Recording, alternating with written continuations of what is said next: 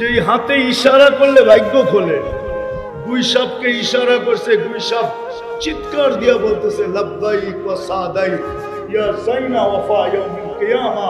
ও দুজাহানের বাদশা, আমার ভাগ্য খুলে গেছে। হাদিসে দব কিতাবে আছে, দব মানে গুইসাব কিতাবে আছে।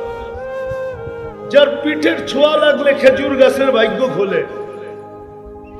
জুমায় খেজুর গাছের ট্যাগ দিয়া খুতবা দিতেন, মেম্বরে পা দিতে দেরি, বাচ্চার মতো কাঁদতে দেরি করে নাই। আয়েশা সান্ত্বনা দিছেন, তোকে জান্নাতে নিয়ে যাব, তুই খেজুর দিবি, আমি মজা করে খাবো, ঠান্ডা হ। তারপরে কান্না থামছে, আর আগে কান্না থামে না। আমরা তো নবী চিনি। ওই নবীকে আবু তালেব 44 বছর লালন পালন করেছে। আগামাসির মানুষ, আমি চিনি আবু তালেব কোথায় জন্ম নিয়েছে, ঘরটা কোথায় ছিল, মারা কোথায় গেছে, কবরটাও চিনি এখন কার পাশে। আবু তালেব যেখানে জন্ম নিছে, যেখানে মারা গেছে, আর ঘর ছিল, মাতাব বড় করতে যায়া ওইটা পুরা মাতাপের ভিতরে চলে আসছে।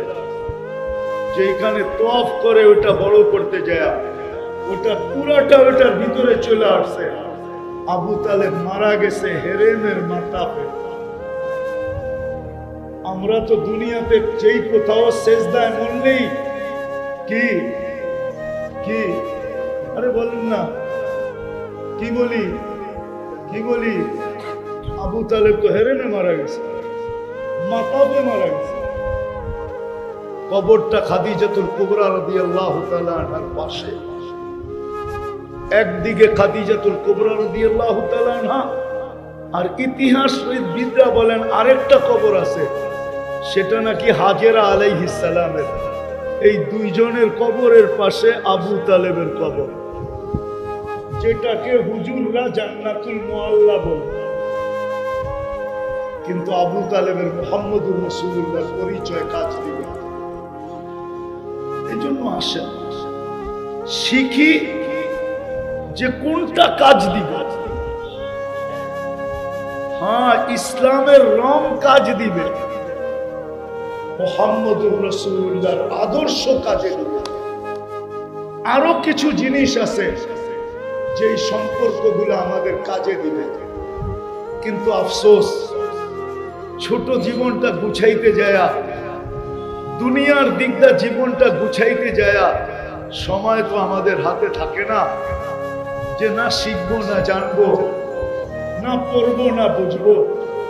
এই ছোট জীবনটা গুছাইতে যাই তো আমরা সবকিছু বিলীন করে দিই। কিন্তু করতে করতে তো একটা দিন আসবে, মৌত আমার দুয়ারে চলে আসবে। ওই দিন চিৎকার দিলেও কোনো কাজে লাগবে না, কোনো কাজে আসবে না। এই জন্য আসেন আজকে শিখি।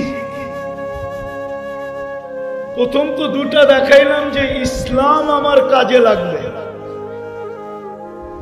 আল্লাহ ইসলামের পাল্লা দিয়ে আমাকে, মিটার দিয়ে আমাকে মাপবে। যদি তা না হইতো তাহলে আল্লাহ কোনদিন বলতেন না ওয়ালা তামুতুন্না ইল্লা ওয়া আনতুম মুসলিমুন। জানি না কি ভাববেন না না ভাববেন। আচ্ছা বলেন তো, শহরের মানুষ রান আউট থেকে বাঁচার জন্য সবচেয়ে বড় পদ্ধতি কি? রান আউট থেকে যদি বাঁচতে চায় তো সর্বশেষ পদ্ধতি কি? কি কি করবেটা?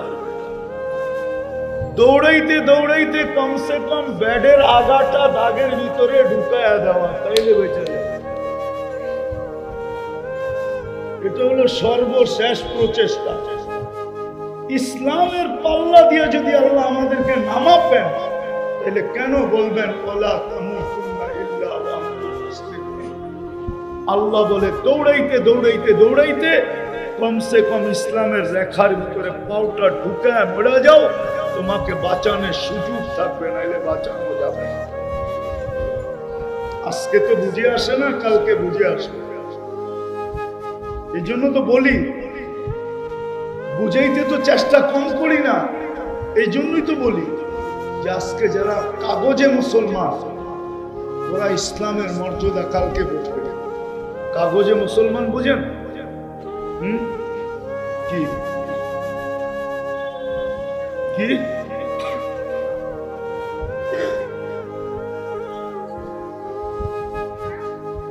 সরকারিভাবে যেই যেই জায়গায় ধর্ম লিখতে হয় ওইখানে শুধু ইসলাম লেখা দিয়ে আসে, এটার নাম হলো কাগজে মুসলমান।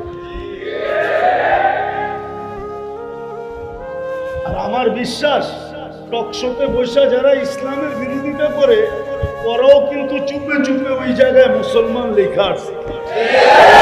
বিশ্বাস হয় না? নিয়ে আসেন ও আইডি কার্ড, আমি বাহির করে দিব। নিয়ে আসেন ওদের জমির দলিল, আমি বাহির করে দিব। নিয়ে আসেন ওদের ফ্ল্যাটের দলিল, আমি বাহির করে দিব। ধর্ম ইসলাম লেখছে।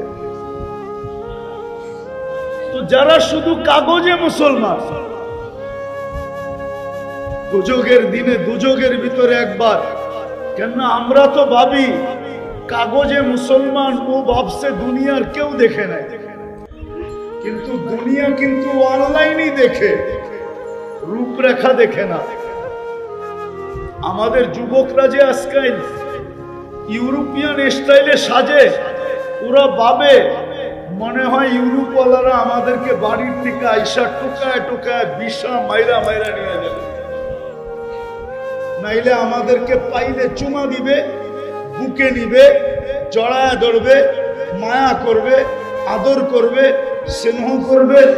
রব্বে কাবার কসম, ওরা তোমার রূপরেখা আর এই চুলের স্টাইল ফেস্টাইল দেখে না, তোমার 31st নাইট দেখে না, তোমার 14 তারিখ দেখে না, তুমি যতগুলা উদযাপন করো একটাও ওরা দেখে না। ওরা তো অনলাইনে দেখা ফেলছে যে তুমি ধর্ম কি লেখা আসছো, এটা অনলাইনে ওদের কাছে চলে গেছে। ওরা অনলাইন দেখা ফেলছে, এখন আর তোমার রূপ দেখে না। যদি দেখতো তাহলে 50 লাখ টাকা কেন লাগতো আমেরিকা যাওয়ার জন্য?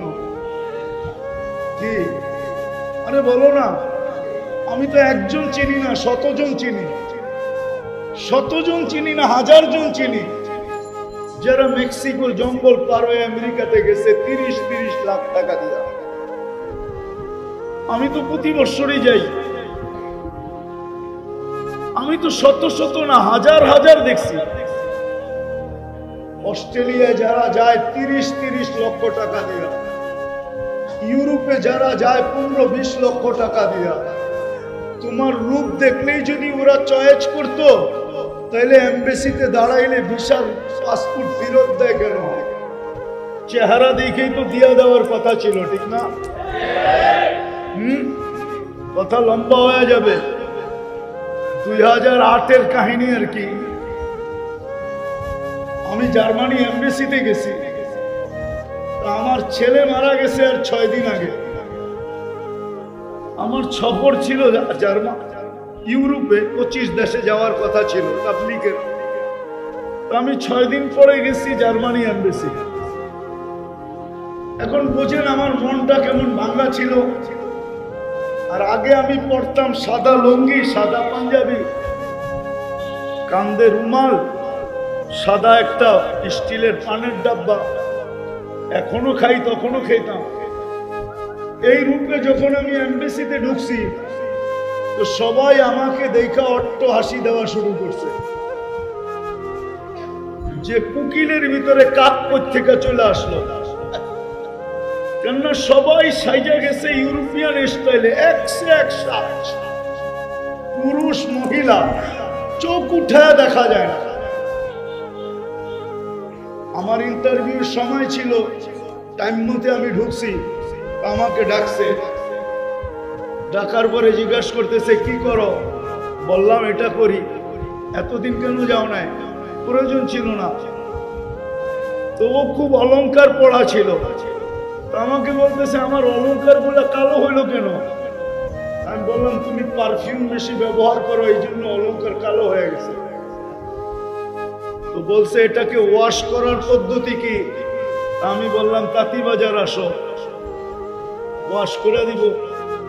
তো বলতেছে না না, তুমি ঘরোয়া পদ্ধতি বলো। আমি কিন্তু দেখতেছি ও ভিসা প্রিন্ট করতেছে। আমি ওকে ঘরোয়া পদ্ধতি বললাম, তো বললো ৬,৩০০ টাকা দাও সেনজিন ভিসা। আমি দিলাম, বললো তুমি 10 মিনিট ওয়েট করো। আইসা আরেক কোনায় ডাব্বা খুললাম, একটা পান খাইলাম, মুখে দিলাম, বসলাম। 2 মিনিট পরে আমাকে ডাক দিছে, ডাক দিয়া বলতেছে তোমার ভিসা রেডি, এই যে নিয়ে যাবে। আমি ভিসা তো এইভাবে দেখবো, তো আমি এইভাবে দেখতেছি উল্টায়া, যে তোমরা সব তো কুকুর সাইজে আসছো আর আমি কাক সাইজে আসছি। এই যে দেখো ভিসা নিয়ে চলে যেতেছি, মানে উল্টায় দেখতেছি আর কি। এমনি দেখবো তো দেখতেছি এমনি, কেননা পুরানটা উনা লাগো জামাই তো একটু পুরা তো আর কম ছিলাম না, ঠিক না? আমার শ্বশুর বাড়ি তো সব বইলা এমনি দেখতেছি, যাতে সবাই দেখো যে ভিসা তো কমপ্লিট।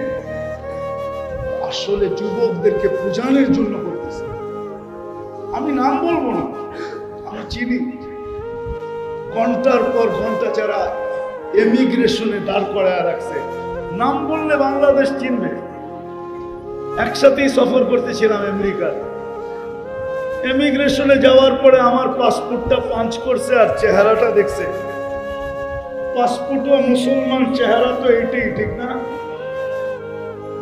দেখার সাথে সাথে পাসপোর্টটা দিয়া বলছে গো তুমি যাও।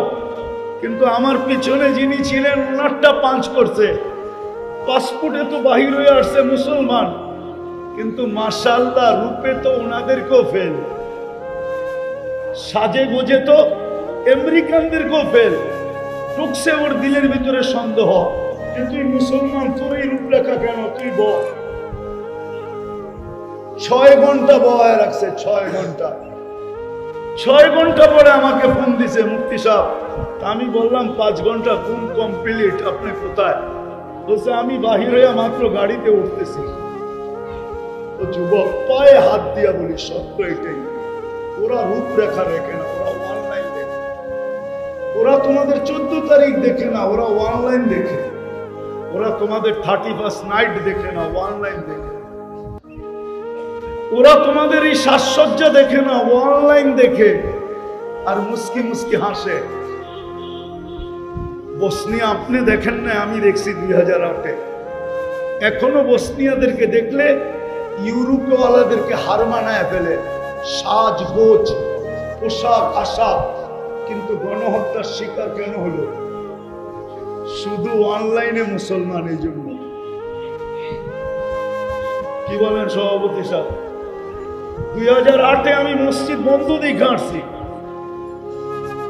বসনিয়া গণহত্যা হয়েছে শুধু অনলাইন মুসলমানের কারণে। রূপরেখায় কোনো কিছু নাই। ফিলিস্তিন 15 বছর আগে দেখছি আমি, 15 বছর আগে। এই জন্য আসেন মাসলা আখিরাতের মুসলমান হিসাবে অস্তিত্ব, কমসে কম ইসলামের রূপরেখা নিজের ভিতরে আনার চেষ্টা করুন। আল্লাহ ইসলামের চিতা দিয়ে মানবে, আল্লাহ রসুলের উম্মত ওনার আদর্শ দিয়ে মানবে। নাইলে কালকে এই চেহারাটা কি করে দেখাবো? হাউজে কাউসারে যদি গেলাম আর যদি বইলা দিল সর সর সর, আটটু যদি বেশি রাগ হয়ে যান তো হইতে পারে কিয়ামতের মাঠে যে চিৎকার দিবে, রব্বি ইন্না কওমি ইত্তাখাযু হাদাল কুরআনা মাহজুরা। আল্লাহ, কোরআন দিয়ে আসছিলাম এদেরকে সম্পর্ক জোড়ার জন্য, নিজের জীবনের সাথে সম্পর্ক জোড়ার জন্য, কোরআনের সাথে সম্পর্ক জোড়ার জন্য। কিন্তু এরা কোরআনকে গিলাপে বড়া যে উপরে রাখছে, সারা বৎসরে একবার একটা চুমা দিয়া পর্যন্ত দেখে নাই। এখানে মানুষ সারা বৎসরে কোরআনটাকে একটা চুমা দেয় না। ও মেরে দোস্ত, আসেন আসেন, শিখেন। আমার বয়ান দ্বারা সব বলে দেওয়া সম্ভব না। শিখেন কোন জিনিসের সাথে সম্পর্ক করলে সেটা চিরস্থায়ী হবে, কোনোদিন ওই সম্পর্কের বিচ্ছেদ হবে না। একটা দুটা দেখাই। ইসলামের সম্পর্ক কোনোদিন বিচ্ছেদ হবে না, আল্লাহ রসুলের সম্পর্ক কোনোদিন বিচ্ছেদ হবে না, মসজিদের সম্পর্ক কোনোদিন বিচ্ছেদ হবে না, কোরআনের সম্পর্ক কোনোদিন বিচ্ছেদ হবে না, আলেম ওলামার সম্পর্ক কোনোদিন বিচ্ছেদ হবে না, আল্লাহ ওয়ালাদের সাথে সম্পর্ক কোনোদিন বিচ্ছেদ হবে না, ইবাদতের সম্পর্ক কোনোদিন বিচ্ছেদ, জিকির আজকারের সম্পর্ক কোনোদিন, তেলাওয়াতের সম্পর্ক কোনোদিন, রোজার সম্পর্ক কোনোদিন বিচ্ছেদ হবে না। আর কয়টা দেখা, এই জন্য আসে চিন্তা করি সময় কার কতটুকু বাকি আছে কেউ জানে।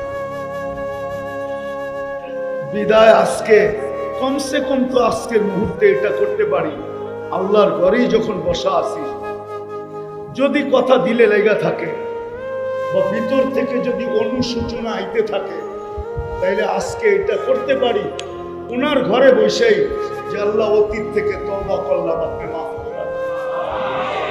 কি রাজি? কে কে রাজি দেখি? তাহলে বলে দেন যে আল্লাহ আপনার ঘরে কিন্তু বসা, আমরা অতীত থেকে তওবা করলাম, আপনি আমাদের তওবা কবুল করেন, আমাদের পিছের গুনাহ মাফ করে দেন। শুধু আমাদের না, আমাদের জেনারেশন, আমাদের আত্মীয় স্বজন যারা কবরে চলে গেছে এদের গুনাহ মাফ করে দেন। আজকে উম্মতে মুহাম্মাদির পুরা গুনাহ মাফ করে দেন।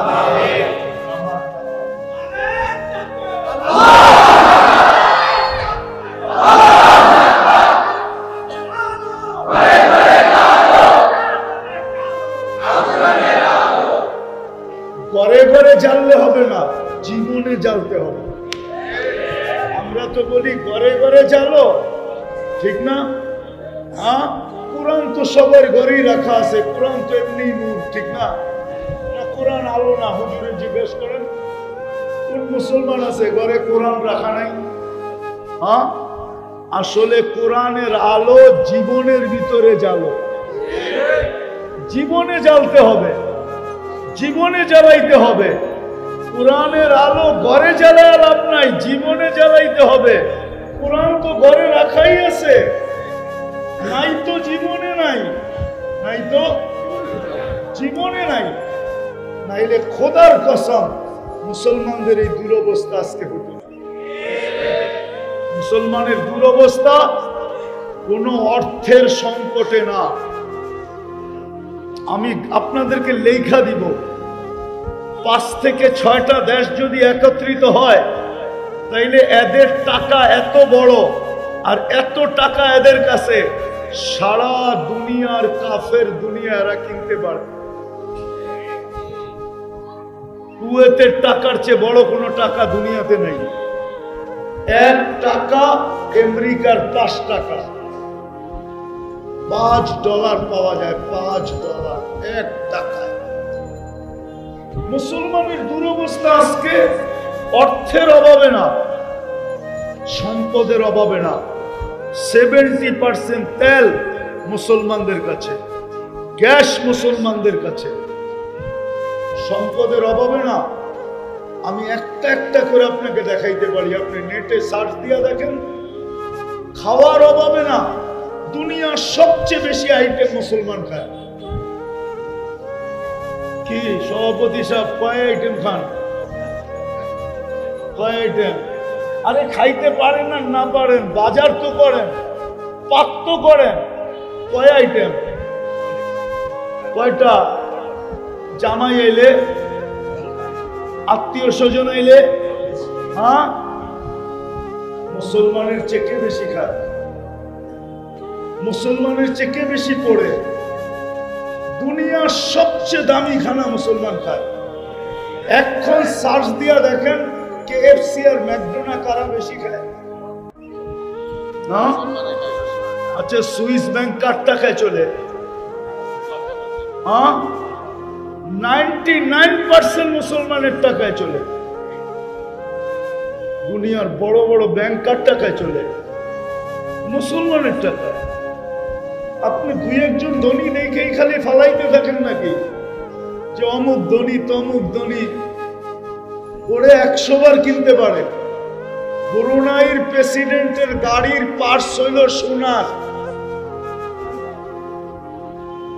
ব্রুনাইয়ের প্রেসিডেন্টের গাড়ির পার্টস কি? হ্যাঁ, কয়শো গাড়ি আছে জানেন? হ্যাঁ, দুনিয়ার শ্রেষ্ঠ ব্র্যান্ডের 400 গাড়ি আছে, 400 গাড়ি। বাকিগুলা বাদ দিলাম। লন্ডনে একটা বাড়ি আছে 400 কামরা। কত? ব্রুনাইয়ের প্রেসিডেন্টের। নেটে সার্চ দেন, পাবেন, আমার কথা সত্য। মুসলমান আজকে নির্যাতিত শুধু ইসলাম ছাড়ার কারণে, নবীর আদর্শে ছাড়ার কারণে। চোখের পানি ঝরাইতেছে, আল্লাহ তাকায়ও দেখতেছে না। আল্লাহকে যদি প্রশ্ন করি তাকাইলে তাকায় দেখেন না, তো দেখেন না কেন? তো আল্লাহ সব বাদ দিয়ে আমাকে একটা কথা বলে যে আমি ডেলি 5 বার ডাকি, ওরা সাড়া কয়বার দেয় তুই আগে এটা বল। আমি 5 বার ডাকি, ওরা কয়বার সাড়া দেয় এটা বল। আমি ওদেরকে সাহায্য করি তো করি কি করে? মুসলমানকে সাহায্য করি তো করি কি করে? কে ডাকে? কি? প্রধানমন্ত্রীর ইফতার পার্টির চিঠি পাইতে দেরি, 1 মাস আগের থেকে জামায় মাঞ্জা দিতে দেরি করে না। বিদেশে ফোন করতে দেরি করে না। মিয়া আমার জন্য একটা কাপড় পাঠায়। ক্যা? প্রধানমন্ত্রীর দাওয়াত পাইছি বলে কথা। সিঙ্গাপুরের থেকে কাপড় আনায়, টি শার্ট, ঠিক না? হ্যাঁ, আরঙ্গে যায় অর্ডার দেয় একটা পাঞ্জাবি বানায় দিতে, সেমন। তোমাদের শুরুমেতি চলবে না, ঠিক না? যদি কয় কেন, দাওয়াত পাইছি বলে কথা, ঠিক না? আর আল্লাহ ডেলি 5 বার ডাকে। কে ডাকে? শুধু আল্লাহ ডাকলে তো মনকে বুঝাইতে পারতাম। শুধু আল্লাহ তো ডাকে না, রহমান ডাকে, রহিম ডাকে, মালিক ডাকে, কুদ্দুস ডাকে, সালাম ডাকে, মুমিন ডাকে, মুহাইমিন ডাকে, আজিজ ডাকে, জব্বার ডাকে, মুতাকাব্বিরুল খালিকুল বারিকুল মুসাব্বিরুল গফফারুল ফাক্কার ওয়াহাবুর রাসাকুল ফাত্তাহুল আলিমুল কাবিদুল বাসিতুল খাফিদুল রাফিউল ইসুল মুকিল্লুস সামিউল বাসিরুল হাকামুল আদলুল লতীফুল খবীরুল হালিমুল আযীমুল গফুরুল শাকুরুল আলিকুল কবীরুল হাফিজুল মুকিতুল হাসিবুল জলিলুল করিমুর রকিবুল মুজিবুল ওয়াসি আল হাকিমুল ওয়াদুদুল মজিদুল বাঈতুল শহীদুল হকুল ওয়াকিলুল কবিয়ুল মতিনুল ওয়ালিকুল হামিদুল মুসি আল মুবদি আল মুঈদ আল মুহয়ি আল মুমীত আল হাইয়্যু আল কাইয়্যুম আল ওয়াজিদ আল মাজিদ আল ওয়াহিদ আল আহাদ আস সামাদ আল কাদির আল মুক্তাদির আল মুকদ্দম আল মুআক্খার আল আউয়াল ওয়াল আখির আল যাহির ওয়াল বাতিন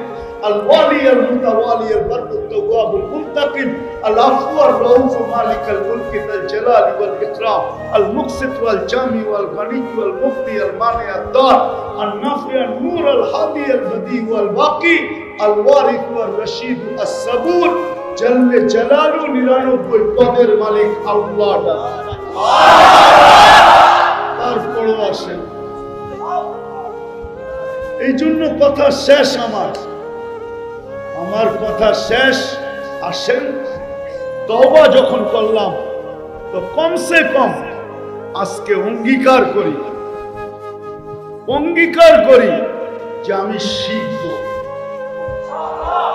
শিখেন, হক্কানি আলেম উলামা আল্লাহ ওয়ালাদের থেকে শিখেন। আমি তো বলি বাংলাদেশটা টিকা আছে 2-3টা কারণে, নাইলে টিকার কথা না। যেই দেশে সন্তানের হাতে মা বাবা নিরাপদ না, ওই দেশ টিকার কথা না। যেই দেশে মুসলমান সন্তান মা বাবাকে উঠায়া বৃদ্ধাশ্রমে রেখা আসে, ওই জমিন টিকার কথা না। শুধু টিকতেছে 2-3টা কারণে। একটা হলো মসজিদ মাদ্রাসার পরিবেশের কারণে, যার কারণে বাংলাদেশ শতবার নড়ছে চড়ছে কিন্তু পড়ে নাই। 7.8 ভূমিকম্প আসছে। দুনিয়ার ইতিহাসে নাই যে 7.8 আসবে আর করবে না। এই ইতিহাসটা শুধু বাংলাদেশেরই আছে। গিনেস বুকে লেখাইলে এটা লেখানো যায় যে 7.8 ভূমিকম্প আসছে, কোনো বিপর্যয় হয়নি। 2013 অথবা 14তে হবে। তো মসজিদ মাদ্রাসার পরিবেশের কারণে আর আলেম ওলামা আল্লাহ ওয়ালাদের কারণে আর কিছু দিনী পুরানি দিনী মজলিসের কারণে। এই যে কুরআনী মজলিস, কখনো দাওয়াত ও তাবলীগ ওয়ালাদের মজলিস, এই যে দিনী মজলিস একের পর এক হইতে থাকে, ডেলি 100টা হইতে থাকে। এইখানে জোর, ওইখানে জোর, ওইখানে জোর, এইখানে জামাতের আসছে, ওইখানে জামাত আসছে। এই যে মজলিস দিনী, এটার কারণে আমাদের দেশটা ঠিক আছে। আপনি মানেন আর না মানেন, আপনি নাও মানতে পারেন, কিন্তু আমার কোনো বিরোধ নাই আপনার সাথে। কিন্তু সত্য এটাই, এইখানের ছেলেরা রাত্র 4টার সময় ওঠে, 4টার সময়। যেইখানে আপনার ঘুম শুরু হয় ওদের উঠা শুরু হয়। কেননা আপনি টেলিভিশন চ্যানেল দেখতে দেখতে দেখতে দেখতে যখন চোখ বিরক্ত হয়ে গেছে, তখন আপনি হয়তো খোলা রাইখাও ঘুমায় গেছেন, নাইলে বন্ধ করে ঘুমায় গেছেন, ঠিক না? আগে তো পুরা ঘরের জন্য একটা হইতো, এখন তো প্রত্যেক কামরার জন্য আলাদা আলাদা, ঠিক না? আর যদি টেলিভিশন নাও থাকে, রাগ হয়ে যাবে কিনা জানি না, আমাদের দেশ এখন যুদ্ধ ঘোষণা করছে কিসের বিরুদ্ধে? মাদকের বিরুদ্ধে, ঠিক না? আমি তো দেখতেছি মাদকের এটার ব্যাপারে আমার কোনো বিরোধ নাই, আমিও এটার পক্ষে। কিন্তু আমাদের যুবক যুবতীরা মাদকে যতটুকু আসক্ত না, মোবাইলে এর চেয়ে কোটি গুণ বেশি আসক্ত। মোবাইলে এর চেয়ে বেশি আসক্ত। সারা রাত্র মোবাইলে চলে যায়। কার ঘর বাকি আছে ওয়াইফাই নাই বলেন? শুধু শুধু তো না, এই ছেলেগুলা 4টার সময়, যখন আপনার ঘুম শুরু হয় ওদের উঠা শুরু হয়। বাংলাদেশে একটা মাদ্রাসা না, 30,000-এর উপরে এফজোখানা আছে, 30,000। ওরা 4টার সময় ওঠে, সর্বপ্রথম লাল সবুজের পরিধিটাকে একটা আধ্যাত্মিক সুরক্ষার চাদর দিয়া ঢাকে, তারপরে কোরআন পড়া শুরু করে। এই কারণে যতগুলা বড় ভূমিকম্প বাংলাদেশে আসছে সব শেষ রাত্রে আসছে, কিন্তু একটাও বাংলাদেশে আজ পর্যন্ত বিপর্যয় ঘটাইতে পারে না। কেননা দেওয়ালে যদি বল মারা হয় তো বল দেওয়াল ভেদ করতে পারে না, হয়তো ডাইনে যায়, নাইলে বামে যায়, স্লিপ করা, আর না হইলে সোজা পিছে চলে যায়। সুরক্ষার চাদর দিয়ে তো রাত্রে 4টার সময় লাল সবুজের পরিধিটা ঢাকা থাকে। ভূমিকম্প আসে বটে, কিন্তু ভেদও করতে পারে না, বিপর্যয় ঘটাইতে পারে না। হয়তো ডাইনে যায়, নাইলে বামে যায়, নাইলে পিছে যায়। এই মাদ্রাসাগুলা কারণে আমরা টিকে আছি, সত্য, এগুলোর কারণে টিকে আছি। আমরা বুঝি আর না বুঝি, আপনাদেরকে আমি তথ্য দিতেছি। বর্তমানে আমেরিকাতে 1300-র উপরে কওমি মাদ্রাসা আছে। গত বছরের রিপোর্ট ছিল 1250, এক বছরে 50টা বাড়ছে। আমার তো প্রতি বছর যাওয়া হয়। গত বছর আমি উদ্বোধন করে আসছি 4টা মাদ্রাসা, 3টা মসজিদ। কেননা গির্জার বিক্রি না করতে দেরি, মুসলমান কিনতে দেরি করে না, আর কিনার মসজিদ মাদ্রাসা বানাইতে দেরি করে না। ওইখানে তো বাধা দেয় না, কেননা ওরা জানে ওরা আমাদের মতন না। আর আল্লাহরও তো একটা সিস্টেম আছে, নদীর এই পার গড়ে, এই পার ভাঙ্গে, ওই পার গড়ে। আমরা আঙ্গুল উঠাইতে চাইতেছি আর ওরা গড়তে চাইতেছে, গড়তে চাইতেছে। ওরা জানে যে এগুলা আমাদের দেশের জন্য উপকার করবে, অপকার করবে না, কিন্তু আফসোস আমরাই বুঝি না। এই জন্য আসেন আজকের থেকে শিক্ষার জন্য প্রস্তুতি নেন, মাদ্রাসাগুলোর সাথে সম্পর্ক রাখেন, আলেম ওলামাদের সাথে সম্পর্ক রাখেন। যেই যেই জায়গায় সম্পর্ক রাখলে চিরস্থায়ী হবে, ওটা আজকের থেকে শিখতে চেষ্টা করেন। আর অল্প স্বল্প হলেও সম্পর্ক করতে শুরু করেন। বাকি যুবকদেরকে দুটা কথা বলবো, তোমাদের পায়ে হাত দিয়া বলি, আর নেটে দেখা চুলকাই কি খাটবা? অঙ্গীকার কে কে করতে পারো দেখি? নামাও নামাও। আরেকটা 14 তারিখ উদযাপন করব না। আমার কথা কিন্তু শেষ। ঈসা আলাইহিস সালামের একটা কথা শুনাই শেষ করে দিতেছি। যদি আল্লাহ নারাজ হয়ে গেল না, আল্লাহ নারাজ, তাহলে ঈসা আলাইহিস সালামের কথা সত্য হবে। উনি এক এলাকা দিয়ে যাইতেছিলেন, ধ্বংসপ্রাপ্ত এক এলাকা দিয়ে যাইতেছিলেন। তো উনি জিজ্ঞাসা করছিলেন যে তোমাদেরকে আল্লাহ ধ্বংস করলেন কিভাবে?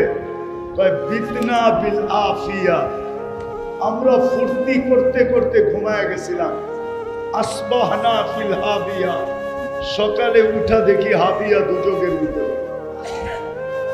তুর্কিতে যে হইল কয়েকদিন আগে, ওরাও তো ঘুমন্ত ছিল, ঠিক না?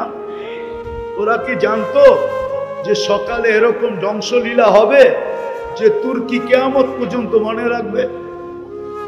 তারপরে কয়েকদিন পরেই মরক্কো হয়েছে, ওটাও তো শেষ রাত্রে। পায়ে হাত দিয়া বলি, আল্লাহকে আর নারাজ করে না। ডাকায়া কথাই বলতেছি, সবার লোকে পাঙ্গা লয়া সারণ যায়, কিন্তু আল্লাহর লোকে পাঙ্গা লয়া সারণ যায়। বুদ্ধিমান ওই ব্যক্তি যে আল্লাহর লোকে পাঙ্গা নেয় না। কিছু যদি নাও করতে পারে তো ঘুমানোর আগে কমসে কম তওবা কইরা ঘুমায় যে আল্লাহ পারি না, মাফ করে দিয়েন, কিন্তু পাঙ্গা নেয় না। মনে হয় বুঝাইতে পারি না। আল্লাহ আমাদের সবাইকে আমল করার তৌফিক দান করেন।